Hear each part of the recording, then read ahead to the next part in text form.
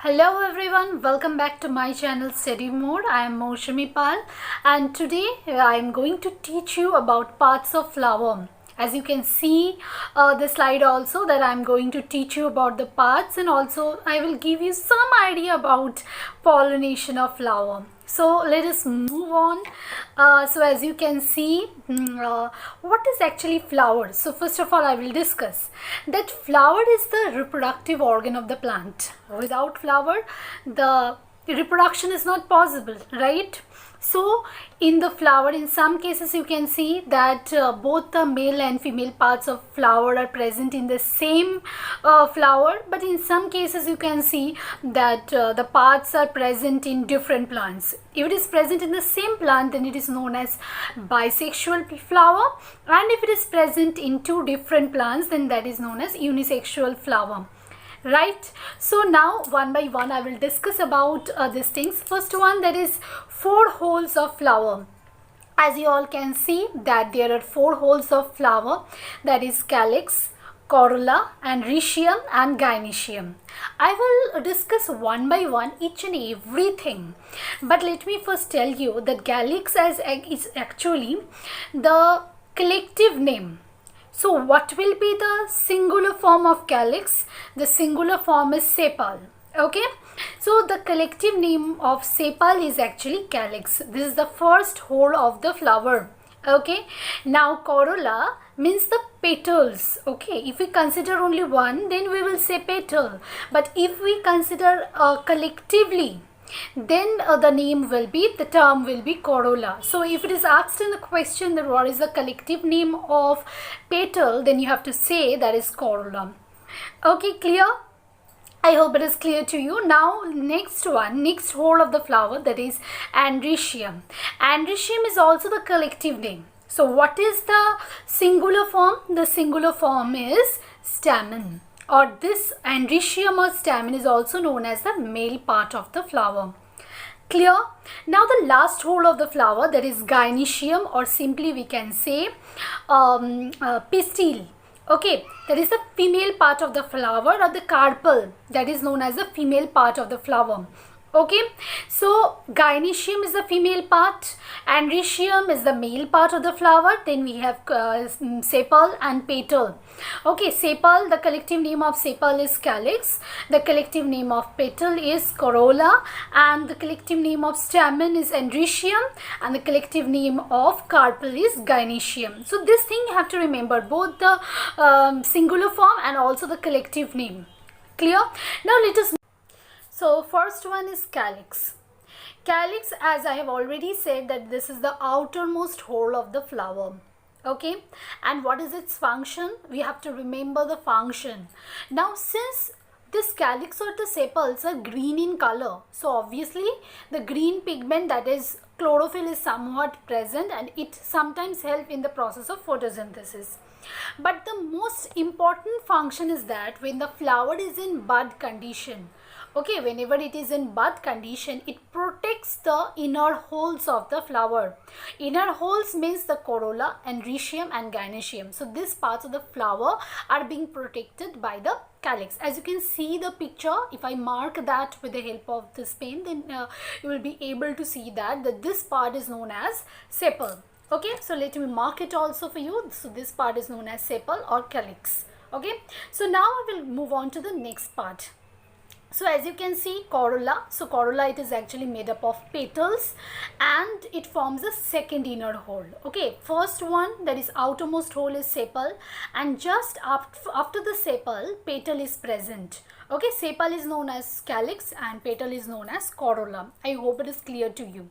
Now let me come to the function of corolla. So what is the function of corolla? As you can see that mainly the petals or corolla, they are of different colors, brightly colored. So why are they brightly colored? And also you will see that they are producing a very good scent. Okay, why are they producing it? Because it makes it much more attractive. So what happens, the insects or the birds or the animals, they are attracted to the flowers and they come near the flowers and they help in the process of pollination. So the petals play a very, very important role in the process of pollination, because they're attracting the insects or the plants or the animals for the process of pollination, right? So they are of different colors, red, blue, or different colors, but obviously they are not green in color, like that. It is not, generally it is not green in color, because green colored thing is actually present in case of leaves, right? Means which conduct the process of photosynthesis. So as I have already discussed that this flower or this petal portion, they are very, very attractive and it helps in the process of pollination. Okay, so now I will come to the next part, that is androecium. As you can see in the picture, I have already said that this is the third hole of the flower.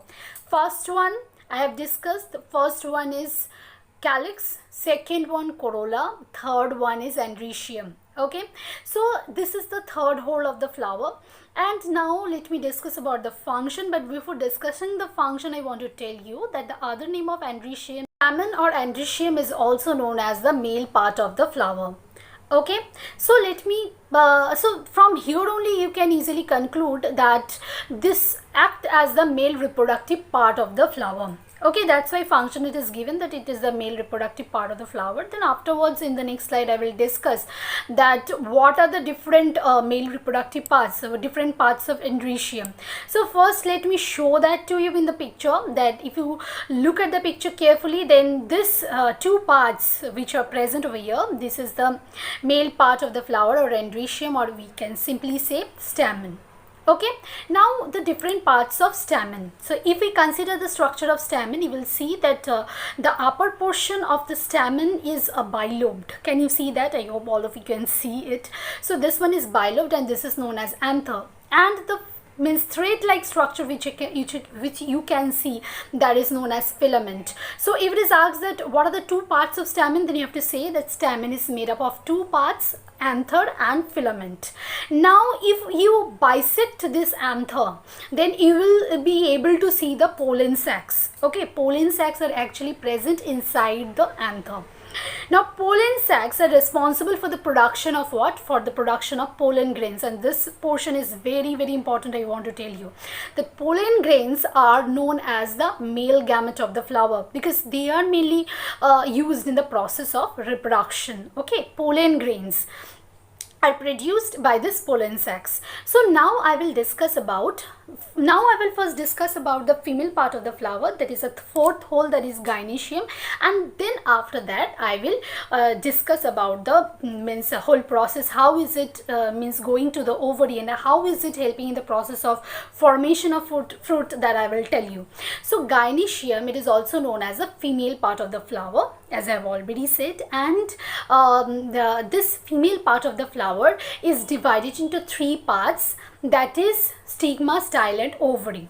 Okay, stigma, style and ovary, and I have already said that this is the fourth innermost part of the flower. And what is the function? Obviously since they are the female part of the flower, so they are responsible, or they are the female reproductive parts. Okay, so now I will discuss about the structure of the three parts of carpel or gynecium.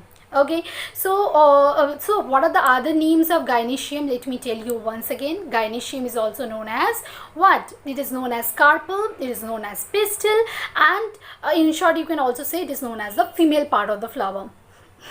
Okay, so now I will move on to the next page, that is this one. As you can see, the structure of carpel is being shown over here. The upper portion, which looks like a knob, that is known as the stick. The thread-like structure that you can see over here, that is known as style, and the swollen portion which is present at the base of the female part that is known as ovary. Okay, so as you can see from the picture only, that stigma is connected to the ovary with the help of this thread like structure or style. So we can also say that style actually means helps in the conduction of the pollen grains. What happens actually when the pollen grains which are produced in the pollen sacs, it falls on the stigma. Now stigma is little bit sticky. Okay, so since it is sticky, so what happens, the pollen grains stick to it, and whenever it is sticking to it, then this style is actually acting like a bridge, and it helps in the conduction of the pollen grains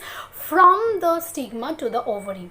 So when these pollen grains are reaching to this ovary, here this small portion, can you see? So these are the ovules. Ovules are also known as the female gamete.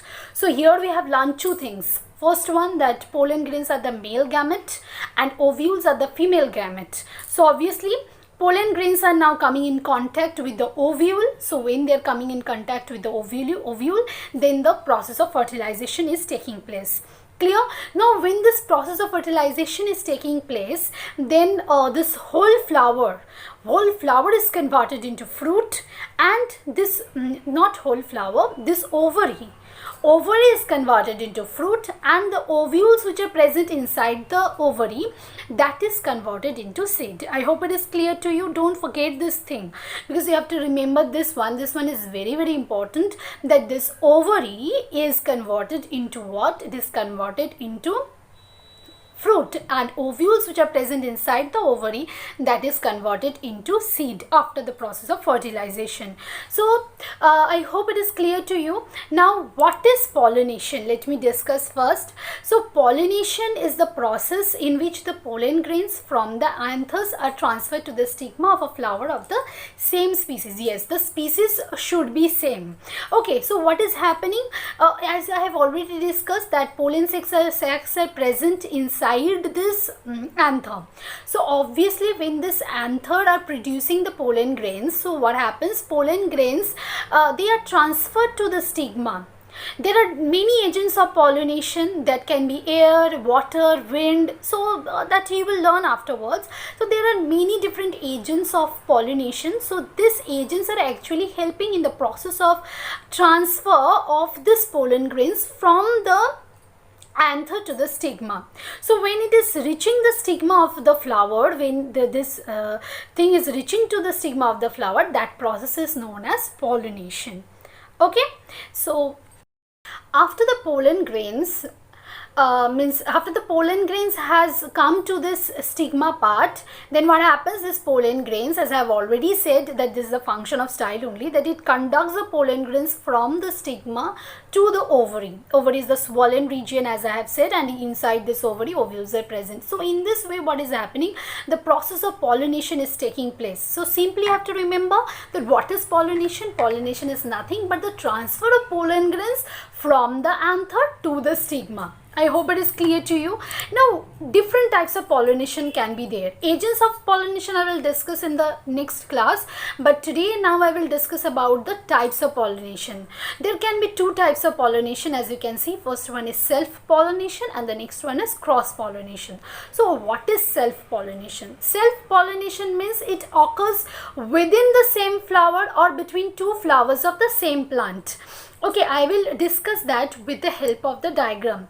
Okay, so what is cross-pollination? Cross-pollination means the pollination which is occurring between two flowers on different plants of the same species. So if I open the picture, as you can see, that this insect or this bee is actually transferring the pollen grains. If it is of the same flower, this picture I'm talking about, if it is same flower, then also we can say self-pollination.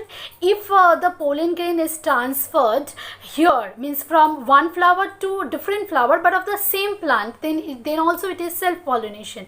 But if the pollen grains are transferred from one flower to a different flower of different plant, if the plant is different, then cross-pollination. If the plant is same or if the flower is same, then that is known as self-pollination. I hope it is clear to you. Sometimes I can see that the students are getting confused between the self-pollination and cross-pollination. Don't get confused between these two terms. What is self-pollination? Self-pollination means self means within the same plant. the flowers can be two different flowers, but if it is same plant, then it is self pollination. If both the male and female parts are present in the same flower, and if the pollination is taking place in the same flower only, then also it is self pollination. Self pollination means same plant or same flower. Okay, and cross pollination means if two different plants, if you are considering, then that is known as cross pollination. Okay, I hope it is clear to you. But self pollination and cross pollination, you have to remember that these are of same species, not of different species. If the species are different, then that is a different thing. But here, when we are discussing about the self pollination and cross pollination, these things you have to keep it in mind. Same plant, then self pollination. If the plants are different, then that is cross pollination. So dear viewers, I hope this parts of flower and pollination, this portion is clear to you. If there is any doubt, you can directly ask me questions in the comment section. I will try to answer. And another thing I want to tell you, in the next topic, maybe I will be discussing about the agents of pollination, and I will also release, this is the English version of this video, and I will again create one Hindi version.